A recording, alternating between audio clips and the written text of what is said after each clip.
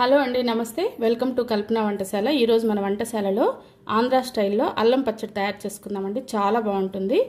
బ్రేక్ఫాస్ట్లో అన్నిట్లోకి చాలా బాగుంటుంది. వేడివేడి అన్నంలోకి కూడా బాగుంటుంది. మరి ఈ అల్లం పచ్చడి ఎలా తయారు చేయాలో చూద్దాం. దీనికి 1/2 కప్పు అల్లము పైన తొక్కంతా తీసేసి ఇలా ముక్కలు కట్ చేసేసుకోవాలి. కడిగిన తర్వాత 1/2 కప్పు అల్లం ముక్కలకి నేను ఇక్కడ మెజర్మెంట్స్ చూపిస్తున్నాను. 1/2 కప్పు మినప్పప్పు, 1/2 కప్పు పచ్చెనగపప్పు, 1/2 కప్పు వెల్లుల్లి రెబ్బలు పొట్టి తీసి పెట్టుకోవాలి.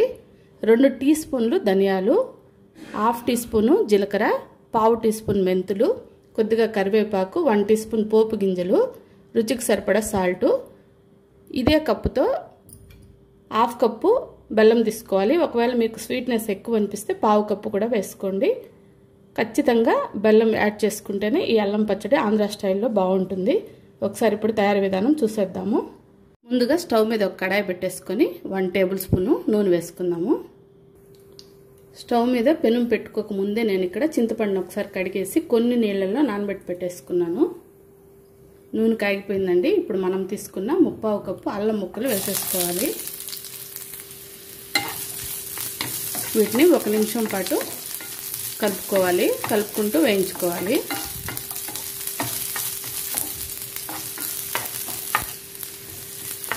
ఒక నిమిషం అల్లం ముక్కలు వేగిన తర్వాత పొట్టు తీసి పెట్టుకున్న 1/2 కప్పు వెల్లుల్లి రెబ్బలు కూడా వేసేసుకొని మరో నిమిషం వేయించుకోవాలి.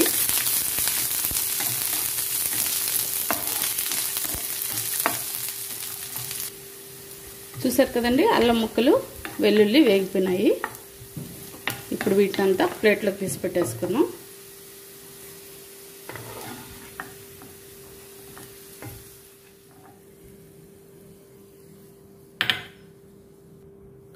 ఇందులో మరో టేబుల్ స్పూన్ నూనె వేసుకుందాం.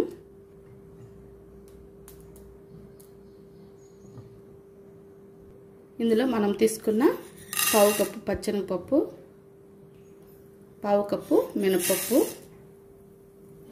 2 వేసుకొని 1 నిమిషం దోరగా వేయించుకోవాలి.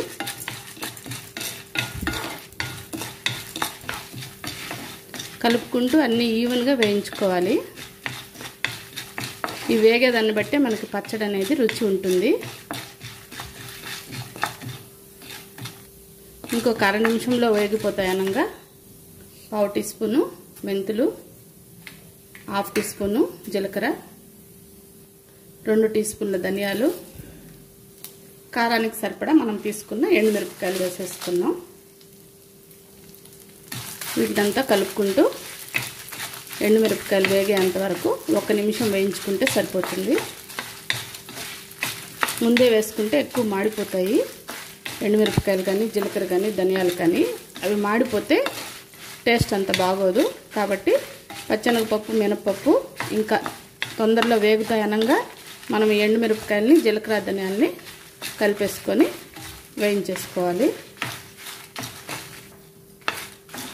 ఇలా అన్నీ దోరగా ఎర్రగా వేగేటట్టు మనం సన్న మంట మీదనే వేయించేసుకోవాలి.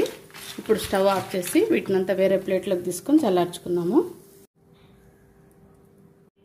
ఇలా ప్లేట్లోకి తీసుకుని మినపప్పు పచ్చెనగపప్పు ఎండుమిరపకాయలు అంతా చల్లారిన తర్వాత ఒక మిక్సీ గిన్నె తీసుకొని ఈ మిక్సీ గిన్నెలోకి ఈ చల్లారినన్ని వేసేయాలి. ఈ చల్లారిన ధనియాలు జీలకర్ర మినపప్పు ఎండుమిరపకాయలు అన్నీ ఉన్నాయి కదా, అవంతా వేసేసుకోవాలి. తగినంత ఉప్పు కూడా వేసుకోవాలి. ఇప్పుడు దీన్ని ఒకసారి నీళ్లు వేయకుండా ఒకసారి మిక్సీ వేసుకున్నాము. ఇలా కోర్స్గా ఉండేటట్టు ఫస్ట్ ఒకసారి మనం నీళ్లు లేకుండా మిక్సీ వేసేసుకోవాలి. ఇప్పుడు ఇందులో మనం నానబెట్టుకున్న చింతపండు ఉంది కదా, నీళ్లు లేకుండా చింతపండుని మాత్రమే వేసుకోవాలి.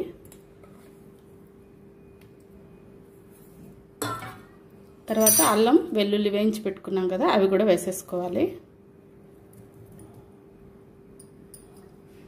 వేసుకొని మరొకసారి నీళ్ళు లేకుండా రుబ్బుకుందాము. అప్పుడు అల్లం వెల్లుల్లి బాగా మెదుగుతాయి. నీళ్లు లేకుండా ఇలా రుబ్బుకోవడం వల్ల మనకి అల్లం వెల్లుల్లి అనేది మొత్తం మెదుగుతుంది. ముందే నీళ్లు వేసేసుకుంటే ఇదంతా సరిగా మెదగదు. అక్కడక్కడ అల్లం ముక్కలు వెల్లుల్లి అలాగే ఉండిపోతాయి. ఇప్పుడు మీకు స్వీట్నెస్కి తగినంత బెల్లము వేసుకోండి. అస్సలు వేయకుండా ఉండకండి. కొద్దిగా అయినా సరే వేసుకోవాలి. వేసుకుంటేనే ఈ అల్లం పచ్చడి ఆంధ్ర స్టైల్లో తీయగా పుల్లగా కారంగా ఉంటుంది. ఈ టైంలో మనం చింతపండు నానబెట్టిన నీళ్లు కొద్దిగా వేసుకొని ఒకసారి గ్రైండ్ చేసుకోండి. మళ్ళీ సరిపోకపోతే మళ్ళీ వేసుకోండి. తగినంత నీళ్లు వేసుకొని ఈ విధంగా రుబ్బుకోవాలి. మళ్ళీ మనం మిక్సీలో కొన్ని నీళ్లు వేసి కడిగి వేసుకుంటాం కదా, అప్పుడు సరిపోతుంది. ఈ విధంగా మనం రుబ్బేసుకోవాలి పచ్చడిని. ఇప్పుడు దీన్నంతా ఒక కప్పులోకి తీసేసుకుందాం. అంతే అండి, ఇలా పచ్చడి అంతా ఒక గిన్నెలోకి తీసేసుకోవాలి. మీకు ఒకవేళ చిక్కగా అనిపిస్తే మిక్సీ గిన్నెలో కొన్ని నీళ్లు వేసి అడుగున అందులో కలిపేసి అవి కూడా ఇందులో వేసేసి కలుపుకోండి. మీకు కావాల్సిన చిక్కదనాన్ని బట్టి మీరు ఇందులో వాటర్ అనేది వేసుకుంటూ గ్రైండ్ చేసుకోవాలి పచ్చడిని. ఇలా ఒక పోపు పెనం పెట్టేసుకొని స్టవ్ వెలిగించుకోండి.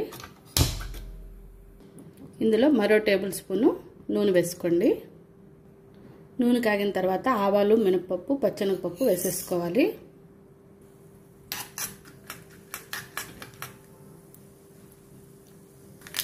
తర్వాత 2 ఎండుమిరపకాయలని మధ్యలోకి తుంచి వేసేసుకోవాలి. స్టవ్ ఆఫ్ చేసేసుకొని కొద్దిగా కరివేపాకు కూడా వేసేసుకోవాలి.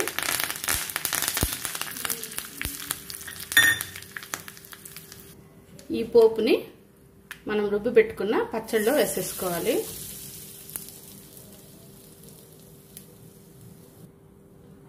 అంతే అండి, ఎంతో టేస్టీగా మనకి అల్లం పచ్చడి ఆంధ్ర స్టైల్లో రెడీ అయిపోయింది.